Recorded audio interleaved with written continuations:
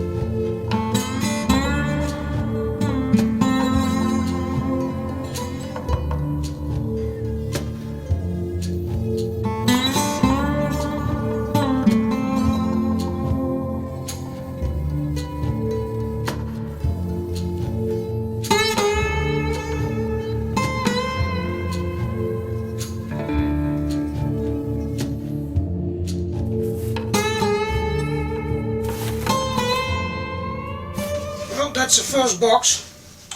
I had to adjust these old hinges, make them work for this box. I've got some old clips that I can close it with, and some damages to the plywood, to the old plywood, so use some wood filler, because this is going to be painted like in a olive green color. So that's okay, and the inside is going to be some foam and fabric.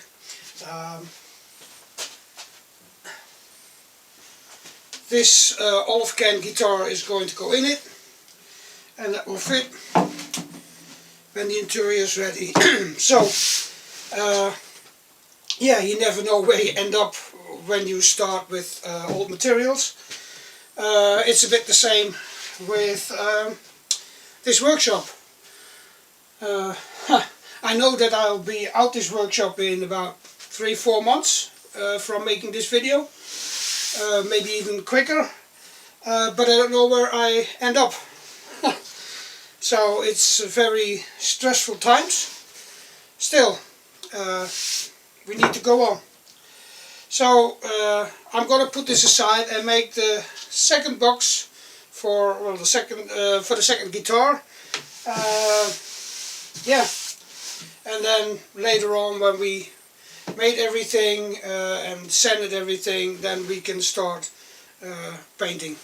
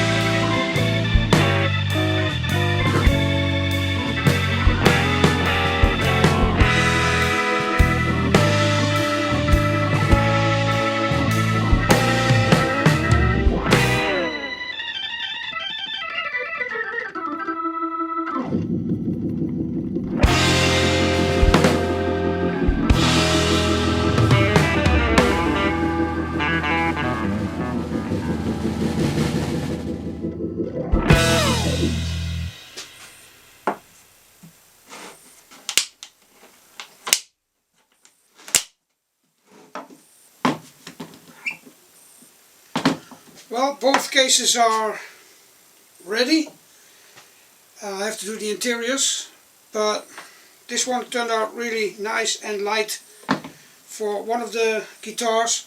Of course, I've tried to get them in the same style as the guitars are. That's not always possible, but this one has all the copper stuff and the antique handle, and so this will be fine, just the interior. And the green one just needs to be painted a bit more, I think, and maybe some pinstriping or whatever, just to make it nice. But that's something I'm going to show you in a second part of this last project in the Not Just Sawdust workshop here on the Lonesome Hill.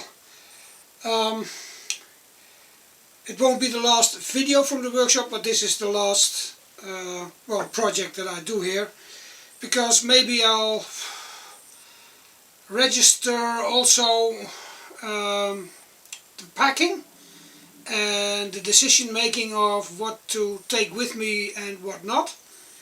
It might be that next week I know how big my new workshop is going to be.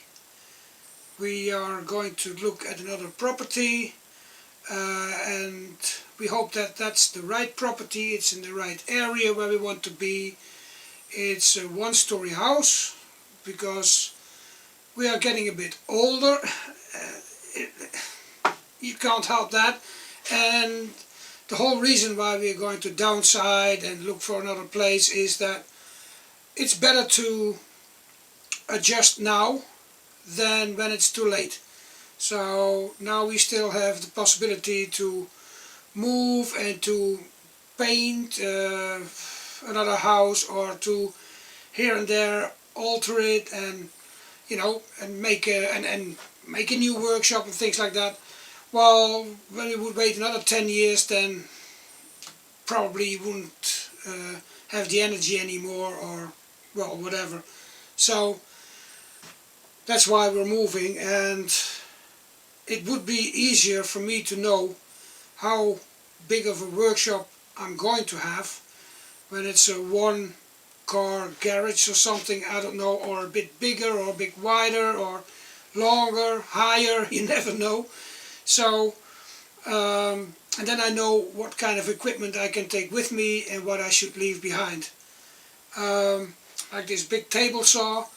In the future I want to, you know, concentrate on little projects, mostly, you know, the recycled box guitars and other little things like that. So maybe it's wise to get a new table saw, like a battery powered one, which goes for almost all the tools nowadays. But that's all to do with budget and things like that. I mean, moving is expensive. So even though you're moving to a smaller house, in the current situation, in the current economy, small houses are expensive too. So we'll see. But for sure I want to take my bandsaw and my, you know, thickness planer and a miter saw and a table saw. But how that's going to work out, I don't know. Whether it's going to stay in there in the cases or in the cabinets I made them in. I think I'm just going to start all over again, so just take the tools and leave the rest, make a new work table, make new storage rooms and all that kind of stuff. So that's why it might be interesting to make another video on that subject of you know, downsizing in a house. You know that you have to leave cabinets or whatever behind.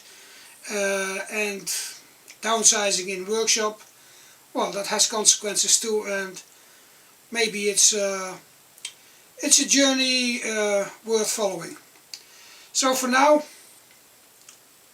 do some woodworking. It's a nice way to spend your time. Do some recycling. It's an even better way to spend your time. And I hope to see you soon in the next video, where we finish these cases for these guitars. At the logo.